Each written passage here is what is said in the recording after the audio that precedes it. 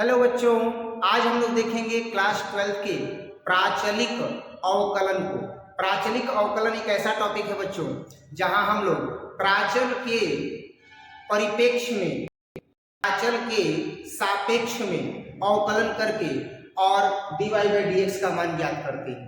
तो जैसे क्वेश्चन दिया हुआ है बच्चों कि x बराबर 2at स्क्वायर और y बराबर है at के पावर, हमको चाहिए dy बाई dx। फलन जब x में होता है तो dy बाई dx आसानी से ज्ञात कर लेते हैं, पर यहाँ x और y के रूप में है तो करना कुछ नहीं है। x का फलन t के रूप में है तो t का फलन रूप है t के सापेक्ष करेंगे और dy बाई dx का निकालेंगे तो जो dy का स्थान है अब वहां रखेंगे dy बाई dt और dx के जगह पर रखेंगे dx बाई dt और तब जाकर dy बाई dx निकल जाएगा। नहीं समझ में आया हो तो थोड़ा सा ध्यान दीजिएगा।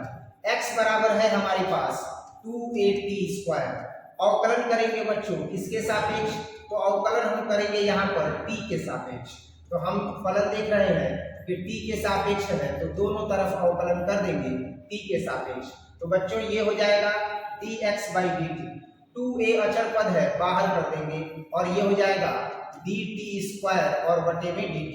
तो देखो बहुआ 2a जो है वो ऐसे ही रह गया, 2a ऐसे ही रह गया और ये t के पावर 2 है तो घात गुणे घात में एक t कमी कर देंगे, 2a ऐसे ही नहीं रहेगा, 2 दूनी के 4a हो जाएगा और t के पावर 2 में से 1 जाएगा, कितना हो जाएगा 1 हो जाएगा तो हो जाएगा 4at। तो अब हमको क्या मिला dx और बटे में कितना मिला dt। तो ये जो हमें अभी dx बाई dt मिला है, इसी तरह से अभी हम मान निकालेंगे y बराबर at के पावर 4 का। तो अभी ये क्या है बच्चों, तो y बराबर है at के पावर 4, इसके सापेक्ष अवकलन करेंगे तो dwr2t बोथ साइड करेंगे। जब हम इसका अवकलन करेंगे तो हो जाएगा dy बाई dt और यहाँ पर हो जाएगा a बाहर और हो जाएगा dt के पावर 4 बाई dt। चूंकि t के सापेक्ष अवकलन कर रहे हैं तो a अचर पद है बाहर हो गया और t वाला फलन जो है वह उसी के रूप में लिखा जाएगा, अवकलन के रूप में लिखा जाएगा, क्योंकि यह पता तो चले कि अवकलन किसका करना है। तो t के सापेक्ष करना है तो t को छोड़ करके बाकी जो a है वह अचर हो गया और t के सापेक्ष ही हम अवकलन को कर देंगे। तो अब हमें क्या मिलेगा, अब हमें मिलेगा dy बाई dt बराबर a ऐसे ही घात गुणे घात में 1 की कमी। तो अब हमें मान मिल जाएगा a है और 4 का गुणा है तो हो जाएगा 4a t के पावर 3।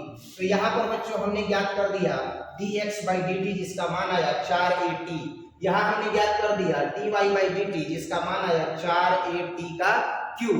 अब हमें चाहिए क्या, तो dy बाई dx।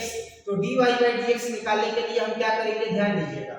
तो dy बाई dx निकालने के लिए प्राचलिक अवकलन की परिभाषा से dy बटा में dt हो जाता है और dx बटा में dt हो जाता है, यानी y जो t के रूप में था उस पे अवकलन का मान रखेंगे और जो x t के रूप में था उस x का जो है वह अवकलन का मान रख देंगे।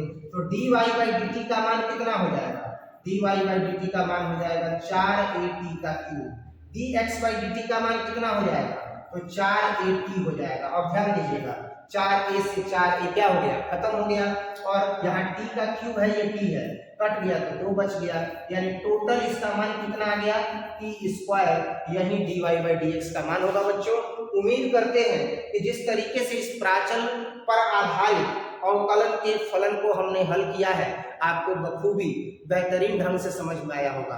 अगर कोई कमी रह गई हो तो कमेंट सेक्शन में कमेंट करके जरूर पूछ लीजिएगा, प्रयास करेंगे कि आपका बिल्कुल भी डाउट ना रहे। इसी तरह से अगर आप पढ़ना चाहते हैं मैथमेटिक्स तो आप हमारे YouTube चैनल को जरूर सब्सक्राइब कर लें और साथ ही साथ अगर ऑफलाइन क्लास ज्वाइन करना चाहते हैं तो मां सरस्वती कोचिंग सेंटर अखौरीपुर गोला पर संचालित हो रहा है, जहां धीरज सर के नेतृत्व में मैथमेटिक्स के क्लास इसी तरीके से चलाए जा रहे हैं। शीघ्र ही ज्वाइन कर लें। धन्यवाद।